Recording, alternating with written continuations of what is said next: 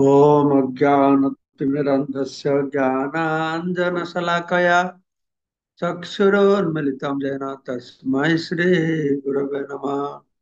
नमो विष्णुपादाय कृष्णपृष्ठाय भूतले श्रीमते भक्तिवेदान्त स्वामिने इति नामिने।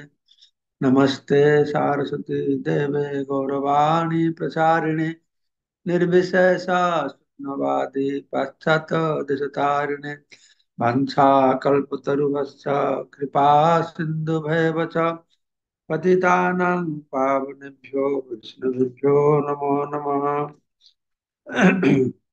आजानुलम्बितभुजौ कनकावदातौ सङ्कीर्तनैकपितरौ कमलायताक्षौ विश्वम्भरौ द्विजभरौ जगद्धर्मपालौ वन्दे जगत्प्रियकरौ करुणावतारौ चिराददत निजगुप्तवीतं स्वप्रेमनामामृतमत्तुतारम् आपामरजपिततारं गौरकृष्णजनभ्य अहं प्रपद्ये। आनन्दलीलामय विग्रहाय हेमावतिभ्य छविसुन्दराय तस्मै महाप्रदाय चैतन्य चंद्राय नमस्ते। जय श्री कृष्ण चैतन्य प्रभु नित्यानंद श्री अद्वैत गदाधर शिवासादि श्री गौर भक्त वृंद। हरे कृष्ण कृष्ण कृष्ण हरे हरे, हरे राम राम राम हरे हरे। मुखम करोति वाचालं पंगुलं हैतगिरिं यत्कृपातमहं वन्दे परमानंद माधव। श्री गुरु दिनतारिणम श्री चैतन्य ईश्वरम स्वामी नित्यानंद।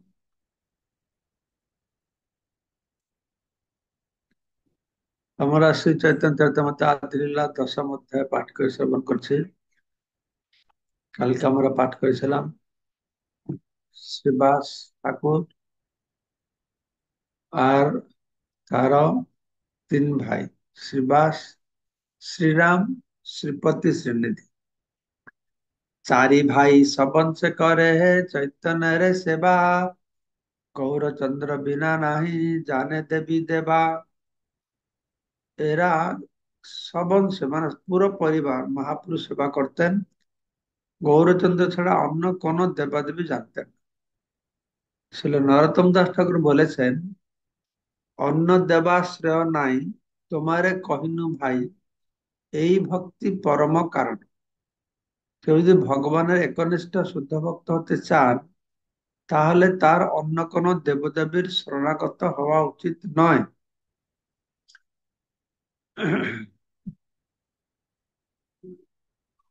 এই দেবাদেবী পূজা নিয়ে আমাদের একটু সুস্পষ্ট ধারণা থাকা দরকার। ব্যাপার হচ্ছে, আমরা যদি একান্ত ভাবে ভগবানের উপর নির্ভর করি, অন্য কোনো দেবাদেবীদেরকে শরণাগত হওয়া, পূজা করা, তাদের কিছু চাওয়া দরকার নেই। মানুষেরা এমনি যারা, গীতায় বলা আছে মূর্খ মানুষ, তারা ভৌতিক জিনিস পাওয়ার জন্য দেবাদেবীর পূজা করে, যেগুলো হচ্ছে অনিত্য। তো সেই জন্যই যারা একদম পরম নিষ্ঠা সহকারে একমাত্র ভগবান ছাড়া কাউকে চায় না, তাহলে দেবাদেবীদের উপাসনা কারকে বিসর্জন করতে হবে। এইটি মনে রাখতে হবে, দেবাদেবীদের তোমরা উপাসনা করবা না, পূজা করবা না, ভৌতিক বস্তু চাইবা না, কিন্তু তাদের প্রতি সম্মান রাখতে হবে। হম তাদের প্রতি সম্মান রাখতে হবে, যেহেতু তারা ভগবানের ডান হাত বাম হাত।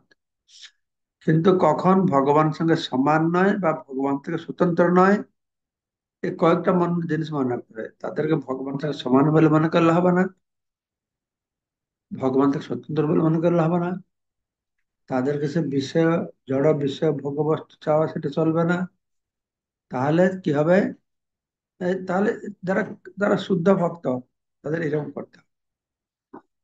তো মূর্খ মায়াবাদীরা বলে যে দেবদেবীদের পূজা করা আর পরমেশ্বর ভগবানের আরাধনা করা এক, কিন্তু সে কথা সত্য নয়। সেটা তো ভগবান কৃষ্ণ সুস্পষ্ট ভাবে গীতা বলে দিয়েছেন, দেবান দেব জানতে পিতৃ জানতে পিতৃবতা ভূতানি জানতে ভূতেজা জানতে মজ্জাজ নপিমাং। তো পরমেশ্বর দেবদেবীকে আরাধনা করাটা, পরমেশ্বর আরাধনা করাটা কি কি করে হবে? দেবাদেবীদের আরাধনা করলে দেবলোকে যাবে, পিতৃপুরুষের আরাধনা করলে পিতৃলোকে যাবে, ভূতের আরাধনা করলে ভূতলোকে যাবে, আমার পূজা করলে আমার কাছে আসবে বলে ভগবান বলছে। তো এই দর্শন মানুষকে নিরীশ্বরবাদের ভ্রান্ত পথে পরিচালিত করছে। এই দেবাদেবীদের পূজা থেকে মানুষ নিরীশ্বরবাদ দিয়ে কিভাবে চলে যাচ্ছে।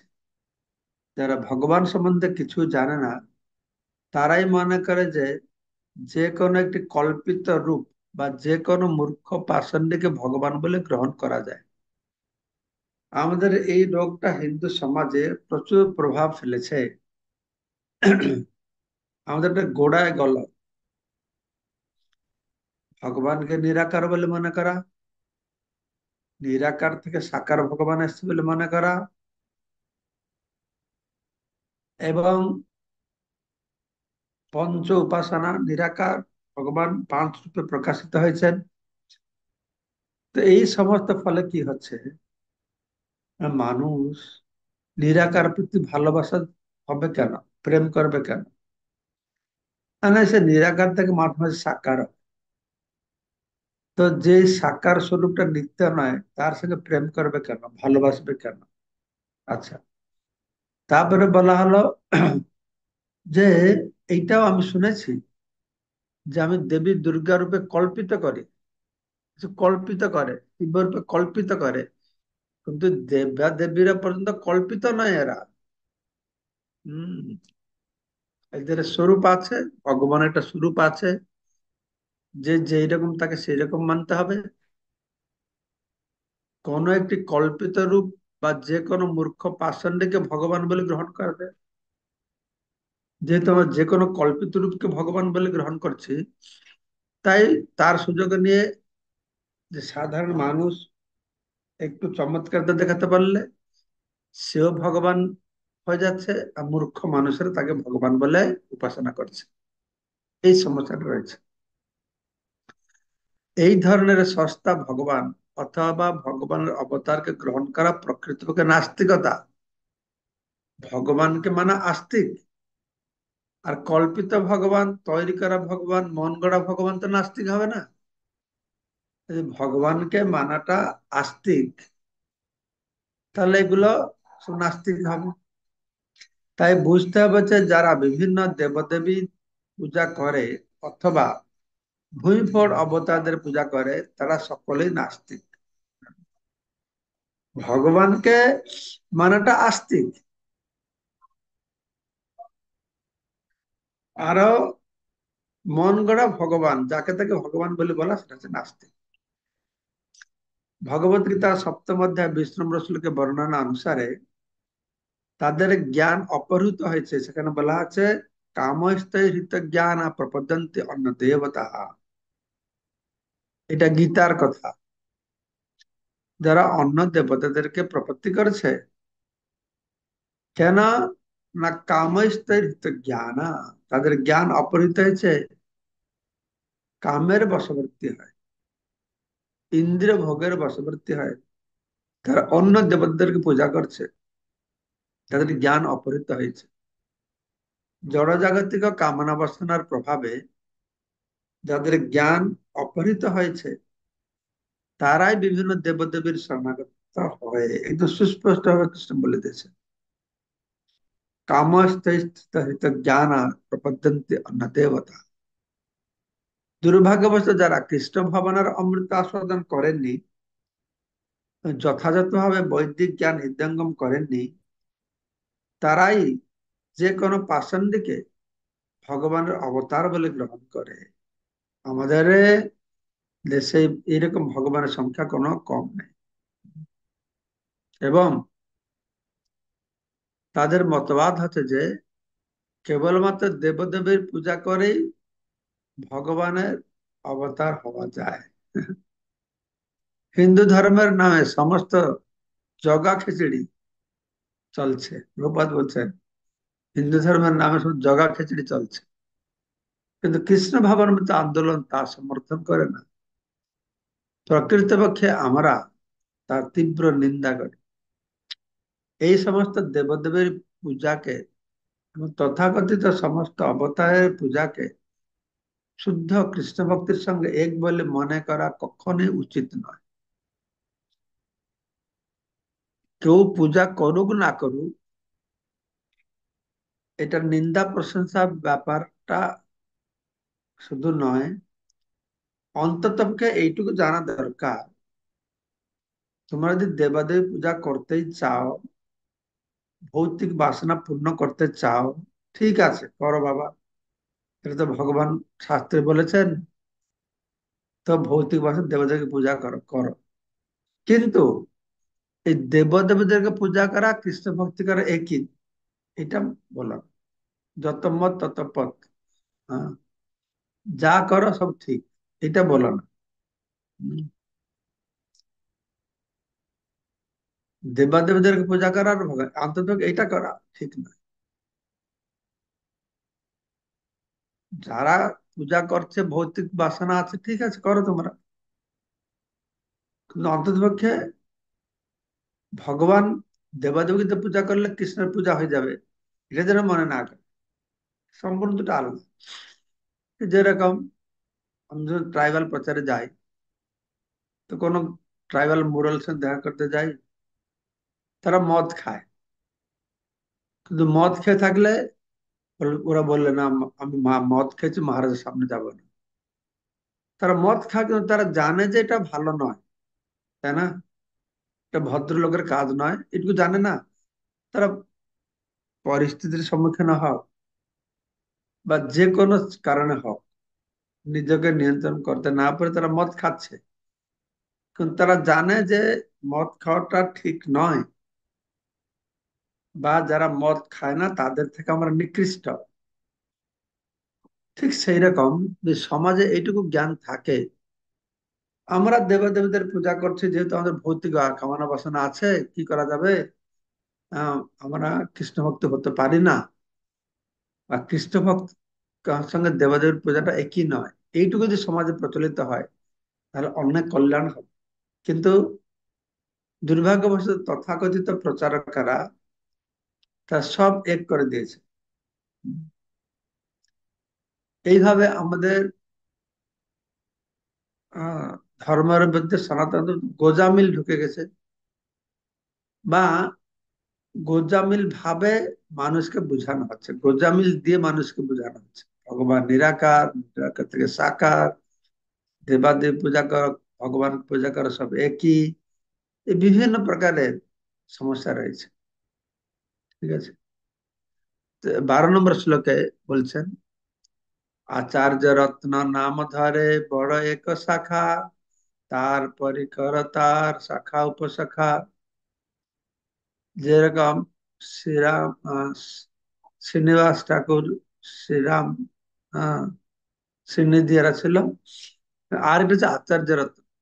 হম, তিনি এক বড় শাখা, তার দ্বারা তৈরি করেছেন তো শাখার উপশাখা। এই আচার্য রত্ন কে? না, আচার্য রত্নের নাম শ্রী চন্দ্রশেখর, যার ঘরে দেবী হবে নাচিলা ঈশ্বর। আচার্য রত্নের আর একটি নাম হচ্ছে শ্রী চন্দ্রশেখর, এক বলছে আচার্য রত্ন। তার গৃহে এক নাটকে চৈতন্য মহাপ্রভু লক্ষ্মী দেবীর ভূমিকায় অভিনয় করেছিলেন। বর্তমান যে চৈতন্য মঠ আছে, শিল ভক্তিজান ঠাকুর প্রভুপাদ যেখানে অবস্থান করেছিলেন, সেইটি হচ্ছে চন্দ্রশেখর আচার্যের বাড়ি।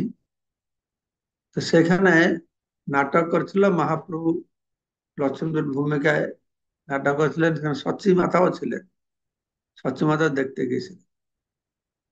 তো শ্রী চৈতন্য মহাপ্রভু লীলা বিলাস কালে নাটকের অভিনয় হতো। সেই নাটকের সমস্ত অভিনেতা ছিলেন শুদ্ধ ভক্ত, বাইরের লোকেরা তাতে অংশগ্রহণ করতে পারতো না। আন্তর্জাতিক কৃষ্ণ ভাবনাত সঙ্গের ভক্তের উচিত এই দৃষ্টান্ত অনুসরণ করা। যখন তারা শ্রী চৈতন্য মহাপ্রভু অথবা শ্রীকৃষ্ণের লীলা অবলম্বনে নাটক অভিনয় করেন, তখন অভিনেতাদেরকে অবশ্যই শুদ্ধ ভক্ত হতে হবে। পেশাদারী অভিনেতা এবং নাট্যকারদের যে ভগবত ভক্তি সম্বন্ধে কোনো ধারণা নেই, এবং তাই তারা খুব ভালো অভিনেতা হলেও তাদের অভিনয় সম্পূর্ণ প্রাণহীন। এটা অত্যন্ত গুরুত্বপূর্ণ বিষয়। ব্যাপার হচ্ছে, আমি যখন ইস্কন জয়েন করলাম, বাহিরের লোকের নাটক দেখা দূরের কথা, বাহিরের লোকের ভজন কীর্তন শোনা আমাদের নিষিদ্ধ ছিল। এখন তো বহু বাহিরে সেই অনুপ জলাটা থেকে শুরু করে কত কত সব গান আমাদের ইস্কন চলছে, হরিওম শরণ এইসব। তা আমি যখন ইস্কন জয়েন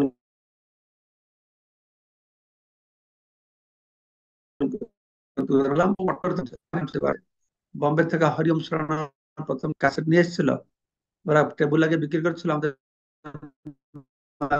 মায়াপুর ভক্তদেরকে টেবুলে ফেলে দিয়েছে।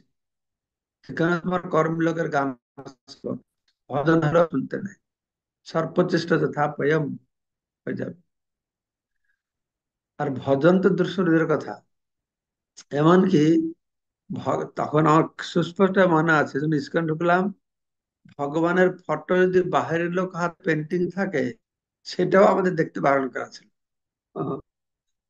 আরো আমাদের বেলা ছিল চকলেট এসব খাবে না, মিষ্টি হলেও খাবে না, কেননা এই চকলেটটা বাহিরের লোক তৈরি করেছে, ওরা যখন তৈরি করার সময় ধরে চেতনাটা এর ভিতরে ঢুকে যায়। এই বহুত কট্টর ছিল ইস্কন, শুরু আর বহুত কট্টর ছিল, এখন আস্তে আস্তে একটু ডাইলুট হয়ে যাচ্ছে, ডাইলুট হয়ে যাচ্ছে। তো প্রভুপাদ বলছেন, তো আমাদের এই নাটক হলেও ভক্তদের দিয়ে করতে হবে।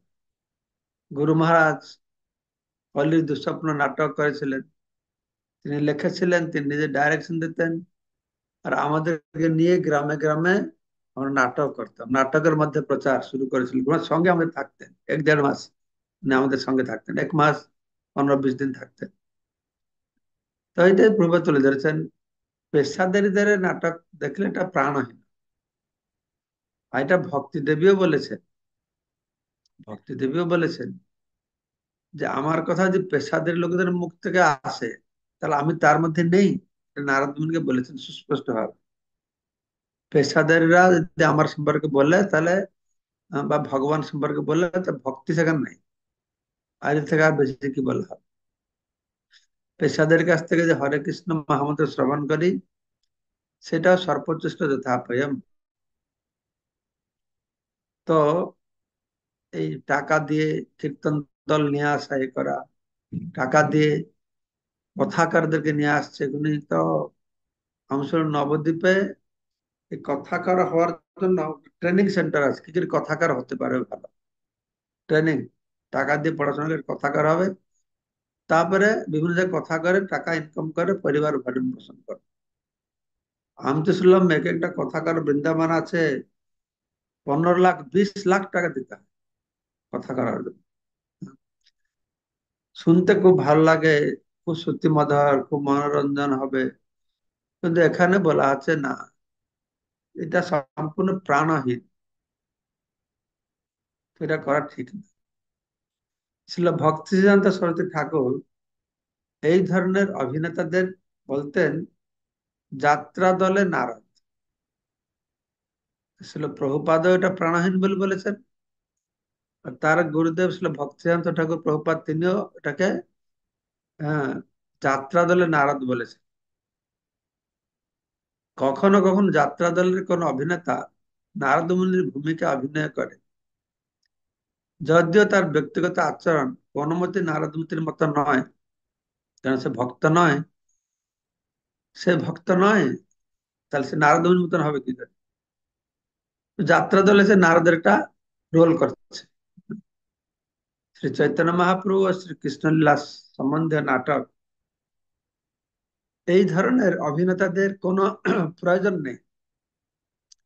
অদ্বৈত প্রভু শ্রীবাস ঠাকুর ও অন্যান্য ভক্তদের নিয়ে চন্দ্রশেখর আচার্যের গৃহে শ্রী চৈতন্য মহাপ্রভু নাটক অভিনয় করতেন। তো মহাপ্রভু চন্দ্রশেখর আচার্যের বাড়িতে অদ্বৈত শ্রীবাসবকে নিয়ে নাটক করতেন। যে স্থানে শ্রী চন্দ্রশেখর আচার্যের বাড়ি ছিল, সেই জায়গাটি এখনই ব্রজপত্তন নামে পরিচিত। সেখানে ছিল ভক্তি সিদ্ধান্ত সরস্বতী ঠাকুর শ্রী চৈতন্য মঠের একটি শাখা প্রতিষ্ঠা করেছেন। শ্রী চৈতন্য মহাপ্রভু যখন সন্ন্যাস গ্রহণ করতে মনস্থ করেন, তখন শ্রী নিত্যানন্দ প্রভুর কাছ থেকে শ্রী চন্দ্রশেখর আচার্য তা জানতে পারেন এবং তাই কাটুয়ায় কেশব ভারতীর কাছে থেকে মহাপ্রভু সন্ন্যাস গ্রহণ করছিলেন, সেখানে উপস্থিত ছিলেন। তো মহাপ্রভু সন্ন্যাস নেবে নিত্যানন্দ প্রভুকে বলেছেন, তার মাকেও বলেছিলেন। আর নিত্যানন্দ প্রভুকে বলেছিলেন তুমি চন্দ্রশেখর আচার্যকে জানাও। যখন মহাপ্রভু সন্ন্যাস নিতে গিয়েছিলেন, তার সঙ্গে চন্দ্রশেখর আচার্য গিয়েছিলেন। শ্রী চৈতন্য মহাপ্রভু বহু গুরুত্বপূর্ণ লীলায় শ্রী চন্দ্রশেখর আচার্য উপস্থিত ছিলেন, তাই তিনি চৈতন্য বৃক্ষের দ্বিতীয় শাখা। তার দ্বিতীয় শাখা পুণ্ডরিক বিদ্যানিধি বড় শাখা জানি, যার নাম লয়া প্রভু কান্দিলা আপনি। আর তৃতীয় বড় শাখা আছে পুণ্ডরিক বিদ্যানিধি। চৈতন্য মহাপ্রভু অত প্রিয় ছিলেন যে তার অনুপস্থিত শ্রী চৈতন্য মহাপ্রভু তার নাম নিয়ে কখনো কখনো কাঁদতেন আর তাকে বাপ বলে বলতেন।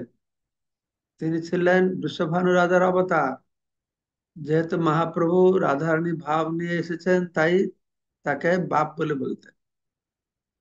এই পুণ্ডরিক বিদ্যানিধি সম্পর্কে গৌর গণদেশ দীপিকায় বলা হয়েছে, কৃষ্ণলীলায় শ্রীমতী রাধারানীর পিতা বৃষভানু, মহারাজ বৃষভানু বলে বর্ণনা করা হয়েছে। তাই শ্রী চৈতন্য মহাপ্রভু তাকে পিতার মতো শ্রদ্ধা করতেন। পুণ্ডরিক বিদ্যানিধির পিতা ছিলেন বা কি কি বানেশ্বর, নাকি পড়তে পারছে না ভালো, বানেশ্বর। আবার অন্য কারো মতে শুক্লাম্বর ব্রহ্মচারী, আর তার মাতার নাম ছিল গঙ্গা দেবী। এটা কি হলো, শুক্লাম্বর ব্রহ্মচারী ঢুকে গেল কি এটা? যাই হোক, লেখা আছে এখানে যেরকম, অন্য কোন শুক্লাম্বর ব্রহ্মচারী হবে না, ব্রহ্মচারী। দেখতে হবে কি লেখা আছে। কারো মতে বানেশ্বর ছিলেন শ্রী শিবরাম গঙ্গোপাধ্যায়ের বংশধর। পুণ্ডরিক বিদ্যানিধির পিতা ঢাকা জেলায় বাঘিয়া গ্রাম নিবাসী বারেন্দ্র শ্রেণীর বিপ্র ছিলেন বলে সেখানকার রাঢ়ীয় বিপ্র সমাজ তাকে গ্রহণ করেননি। সেই জন্যই তার বংশধরেরা এক ঘরে সমাজের এক ঘরের লোকেদের যাজন করে আসেন।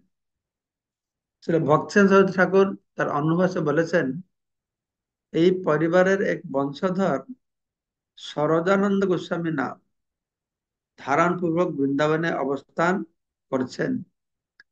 এই বংশে একটি বিশেষত্ব এই যে ভ্রাতাদের মধ্যে একজনেরই পুত্র জন্ম হয়।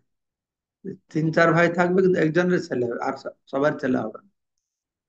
অন্যান্য ভ্রাতাদের হয়তো কন্যা জন্মগ্রহণ করে, নয়তো আদৌ সন্তানাদি হয় না। এই জন্য এই বংশটি তত বিস্তৃতি লাভ করেনি। চট্টগ্রামের 6 ক্রোশ উত্তরে হাটহাজারী নামে একটি থানা আছে। তার 1 ক্রোশ পূর্বে মেখলা গ্রামে তার পূর্ব নিবাস ছিল। চট্টগ্রাম শহর থেকে স্থলপথে ঘোড়ায় চড়ে বা গরুর গাড়িতে চড়ে অথবা জলপথে নৌকা বা স্টিমার যোগে মেখলা গ্রামে যাওয়া যায়। স্টিমার স্টিমার যাবে অন্নপূর্ণার ঘাট পর্যন্ত এবং পুণ্ডরিক বিদ্যানিধির জন্মস্থান অন্নপূর্ণার ঘাট থেকে প্রায় 2 মাইল দক্ষিণ পশ্চিমে অবস্থিত। পুণ্ডরিক বিদ্যানিধি যে মন্দির তৈরি করেছেন, এটি এখন অত্যন্ত প্রাচীন ও জীর্ণ। সংস্কার না হলে এই মন্দিরটি অচিরে ভেঙে পড়বে। মন্দিরের গায়ে ইটের ফলকে যদি শ্লোক খোদিত আছে, সেগুলি অত প্রাচীন যে তা পড়া যায় না। এই মন্দির থেকে দক্ষিণে প্রায় 200 গজ দূরে আরেকটি মন্দির আছে, প্রবাদ আছে, সেটি হচ্ছে পুন্ডরিক বিদ্যানিধি কর্তৃক নির্মিত পুরাতন মন্দির। তো যখন প্রভুপাদ এই কথা লিখছেন, তখন কিন্তু প্রভুপাদ জানতেন না, আর তখন ইস্কন পুন্ডরিক ধামটা নেয় না। পরবর্তী সময় গুরু মহারাজ, ছিল জয়প্রকাশ গুরু মহারাজ, হ্যাঁ, সম্পূর্ণরূপে এই পুন্ডরিক বিদ্যানিধি ধামটি গ্রহণ করেছেন। আসলে আমাদের বাংলাদেশে যে ইস্কন, প্রথমে ইস্কন ইস্কন নাম ছিল না, চৈতন্য কালচারাল সোসাইটি ছিল। এই চট্টগ্রাম থেকেই আমাদের প্রচার শুরু হয় অন্য একটা সংস্থার নামে। পরবর্তী সময় ইস্কন রেজিস্ট্রেশন করা হয়েছে। আর সে পুন্ডরিক বিদ্যানিধির সমস্ত প্রপার্টি এখনই অর্থাৎ ইস্কনের হাতে আছে। মহারাজ আমরা চৈতন্য সেবা করি। Culture society. হ্যাঁ কি? Chaitanya cultural society. হ্যাঁ, Chaitanya cultural society, Chaitanya cultural society নামে রেজিস্ট্রেশন হয়েছিল। তো এখনই সেখানে পুন্ডরিক বিদ্যানিধি যে ঘরে বসতেন, ভজন করে সে ঘরটাও আছে। আর সুন্দর বিরাট সেখানে ব্যবস্থা হয়েছে ইস্কন পক্ষ থেকে। আরো অনেক জমি জায়গা ওখানে আমরা নিয়েছি। অনেক ভক্তরাও সেখানে অবস্থান করছেন। তো তো প্রভুপাদ নিশ্চয়ই অত্যন্ত খুশি হবে যে ইস্কন সেটা পেয়েছে। তো শ্রী চৈতন্য মহাপ্রভু পুন্ডরিক বিদ্যানিধিকে পিতা বলতেন এবং তিনি তাকে প্রেমনিধি উপাধি দিয়েছিলেন। এই কথা চৈতন্য ভাগবত বর্ণনা করা হয়েছে। প্রেমনিধি উপাধি দিয়েছিলেন। পুন্ডরিক বিদ্যানিধির সঙ্গে গদাধর পণ্ডিতের সাক্ষাৎ খুব সুন্দর বর্ণনা রয়েছে। তো পরবর্তীকালে পুন্ডরিক বিদ্যানিধি গদাধর পণ্ডিতের গুরু হয়েছিলেন এবং স্বরূপ দামোদর অন্তরঙ্গ বন্ধু হয়েছিলেন। গদাধর পণ্ডিত প্রথমে পুন্ডরিক বিদ্যানিধিকে একজন বিষয় বলে ভুল করেছিলেন, কিন্তু পরে শ্রী চৈতন্য মহাপ্রভু তার সেই ভুল সংশোধন করেন এবং তিনি তার শিষ্যত্ব বরণ করেন। পুন্ডরিক বিদ্যানিধি যখন নবদ্বীপে আসেন, তো গদাধর পণ্ডিতের এমনি স্বভাব ছিল বৈষ্ণবদের দর্শন করে আনন্দ পেতেন। তাই মুকুন্দ নিয়ে গেছিল পুন্ডরিক বিদ্যানিধির সঙ্গে দেখা করাতে। তো সেখানে পুন্ডরিক বিদ্যানিধিকে দেখে, কিন্তু খুব ধনী পরিবার লোক ছিলেন, তার পোশাক পরিধান ব্যবস্থা দেখে গদাধর মনে করছে বিষয়ী লোক। মুকুন্দ একটি শ্লোক বলেছে, অহ বকিয়ম স্তন কালকুট। এই ভাগবত শ্লোক শ্রবণ করে পুন্ডরিক বিদ্যানিধির ভাব, এইরকম ভাব উদয় হয়েছে। এই সঙ্গে সঙ্গে সেখান থেকে উঠে তার সমস্ত কাপড় ছিঁড়ে সব ঘর বাড়ি ভেঙে টেঙে সব একাকার করে দিয়েছেন। তখন বুঝতে পেরেছেন গদাধর যে এই ভালো ভক্ত। তো মহাপ্রভুর কাছে বলেছেন, কিভাবে আমি অপরাধ থেকে মুক্ত হব? আমি তো অপরাধ করে ফেলেছি। যদি অপরাধ থেকে মুক্ত হয়, তার কাছে দীক্ষা নিতে হবে। কেননা গুরু কোনোদিন শিষ্যের অপরাধ গ্রহণ করেন না।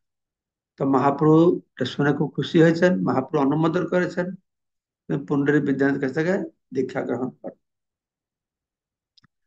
তো পুন্ডরিক বিদ্যানিধির লীলার আরেকটি সুন্দর ঘটনা ঘটছে।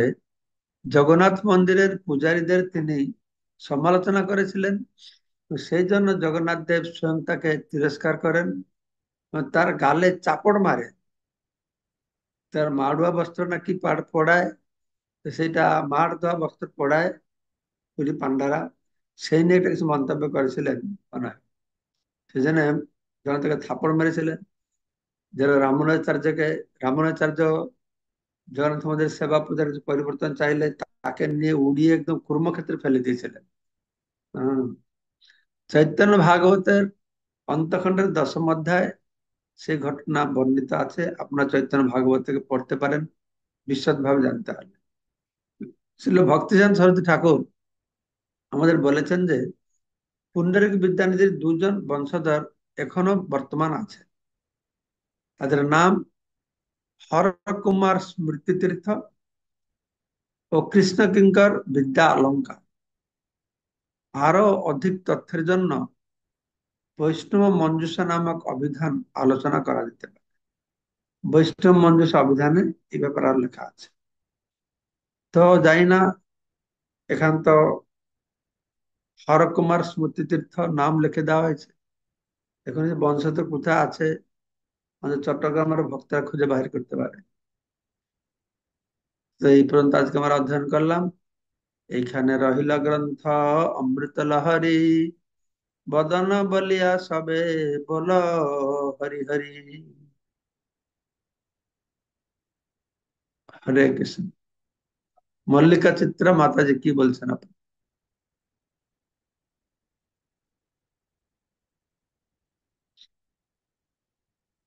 হরে কৃষ্ণ মহারাজ, প্রণাম আপনার চরণে।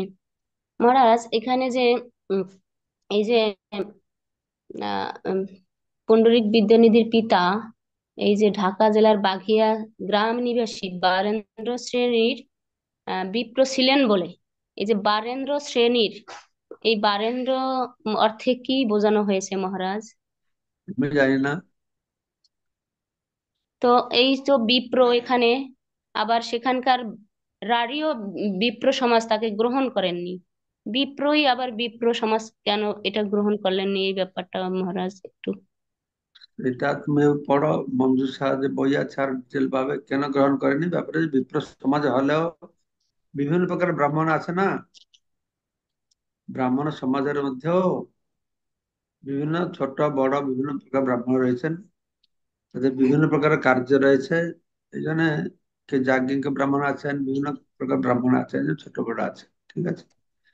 কিন্তু ব্রাহ্মণ ক্ষেত্রে বৈষ্ণব বৈষ্ণব হয়ে যায়, সেসব সমান হয়ে যায় না। আমাদের ব্রাহ্মণ ক্ষেত্রে বৈশ্য শূদ্র আছে, ব্রাহ্মণ বিভিন্ন প্রকার আছে, ক্ষত্রিয় বিভিন্ন প্রকার আছে, বৈশ্য বিভিন্ন প্রকার আছে, শূদ্র বিভিন্ন প্রকার আছে, সবসময় এরকম রয়েছে। আচ্ছা, হরি বল, প্রণাম। তার নন্দরানী কিঙ্করী মাতাজি।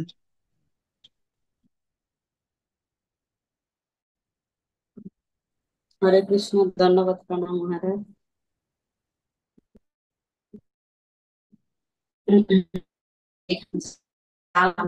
যারা ভক্ত নয় তাদের দিকে নিয়ে মানে কোন রকম নাটক বা অভিনয় করানো উচিত নয়। কিন্তু অনেক সময় যদি আমাদের মতলব এটাকে যে অন্য বাচ্চার দিকে জুড়ানোর জন্য তাদেরকে অভিনয় করিয়ে